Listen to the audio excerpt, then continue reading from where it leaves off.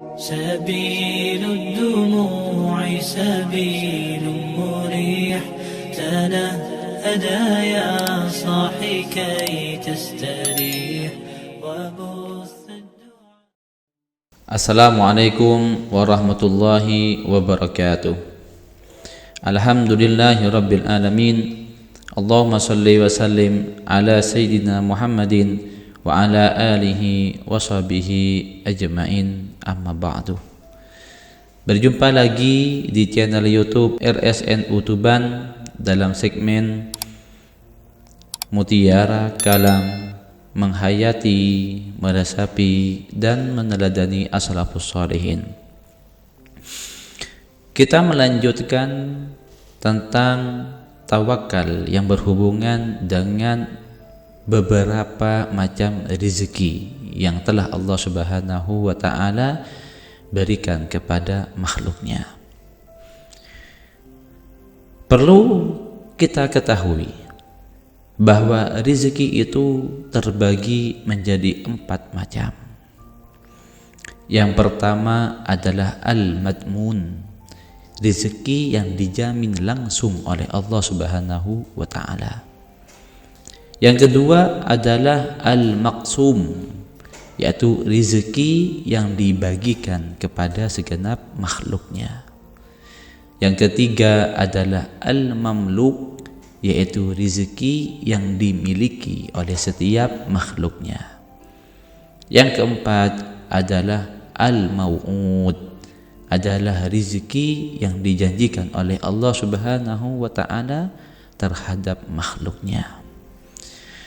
Adapun rezeki al-madmun, yaitu rezeki yang dijamin oleh Allah Subhanahu wa ta'ala secara langsung, adalah rezeki yang berupa keperluan, kebutuhan setiap hambanya, berupa makanan yang menjadi pokok utama dalam sumber kehidupannya, sehingga menjadikan tubuh setiap hamba-hamba tersebut supaya tetap tegak, sehat dan kuat, yang bukan disebabkan karena yang lainnya, sehingga disebabkan kesehatan dan kekuatan tersebut menjadi ketaatan, menjadi sumber ketaatan hamba tersebut kepada Allah Subhanahu wa ta'ala. Rezeki yang semacam ini sudah dijamin oleh Allah Subhanahu wa ta'ala secara langsung. Maka tawakal dalam urusan rezeki semacam ini hukumnya wajib berdasarkan dalil akal dan syariat. Sebab Allah Subhanahu wa ta'ala memberi tugas kepada kita sebagai hambanya dengan kewajiban beribadah dan taat kepadanya dengan seluruh anggota badan kita, sehingga anggota tubuh kita tegap berdiri untuk sholat dan ruku sujud menghadap kiblat. Ini membutuhkan asupan-asupan makanan ataupun minuman yang menjadi sumber utama kekuatan untuk taatnya seorang hamba kepada Allah Subhanahu wa ta'ala. Maka disinilah Allah Subhanahu wa ta'ala menjamin rezeki sebagai kebutuhan seorang hamba, sehingga bisa untuk melaksanakan apa yang ditugaskan kepada kita semua, yaitu beribadah kepada Allah Subhanahu wa ta'ala. Yang kedua adalah al-maqsum, rezeki yang dibagikan. Karena setiap rezeki yang dibagikan setiap hambanya berbeda-beda, berupa harta, berupa jabatan, berupa tempat tinggal, ataupun apa yang dimiliki. Ini rezeki setiap dari hamba itu berbeda-beda. Maka setiap pembagian yang Allah berikan kepada hambanya sesuai kadar apa yang menjadi kebutuhan setiap hamba, sehingga pembagian tersebut tidak akan keliru atau salah dalam pembagian rezeki tersebut. Yang ketiga adalah al-mamluk, rezeki yang dimiliki. Artinya rezeki yang dimiliki oleh diri kita, yang dipakai oleh kita, yang dinikmati oleh kita. Terkadang banyak sesuatu yang kita punya akan tetapi miliknya orang lain. Nah, sedangkan rizki ada namanya rizki yang dimiliki oleh diri kita sendiri sehingga kita bisa menikmati oleh diri kita. Ini mengingatkan dengan kisahnya Imam Syafi'i rahimahullahu ta'ala bersama Imam Malik rahimahullahu ta'ala, di mana suatu ketika Al-Imam Syafi'i berkata bahwasannya seseorang mendapatkan kenikmatan dari rezeki itu harus dengan berusaha, harus dengan usaha dan upaya untuk mendapatkan rezeki tersebut sehingga bisa menikmati.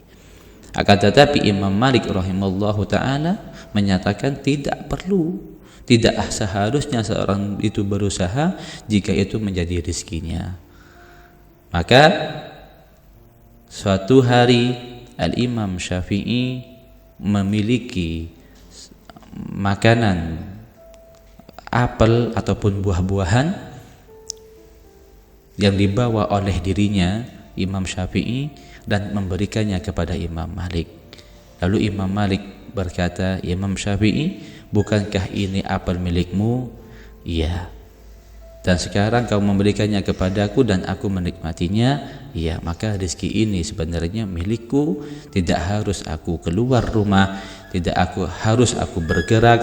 Maka rezeki sudah Allah bagikan sesuai dengan ketentuan dari Allah Subhanahu wa ta'ala.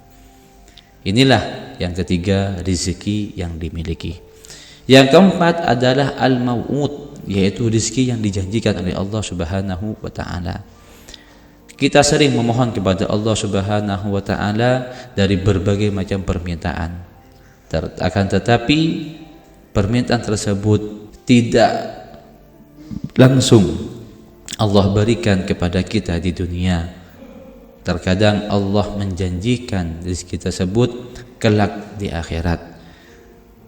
Maka di sini rezeki sudah Allah janjikan di akhirat untuk diberikan kepada setiap hambanya. Kita memohon dari segala sesuatu apapun kepada Allah, jika permohonan itu tidak dijabihi di dunia, maka akan Allah berikan di akhirat. Jika permohonan itu menjadi kebaikan kita di akhirat, maka alangkah besar kenikmatan yang Allah berikan untuk kita, untuk kemudian kita nikmati di akhirat tersebut. Inilah pembagian bermacam-macam rezeki, dan semoga Allah Subhanahu wa ta'ala memberikan kita kekuatan dan keyakinan atas apa yang telah Allah berikan kepada kita, dan senantiasa bersyukur atas segala nikmatnya, atas rezeki yang telah Allah berikan kepada kita secara zahir ataupun secara batin. Cukup sekian melengkapi apa yang sudah kita ketahui pada bab tawakal itu sendiri. Wabillahi taufiq wal hidayah. Assalamualaikum warahmatullahi wabarakatuh.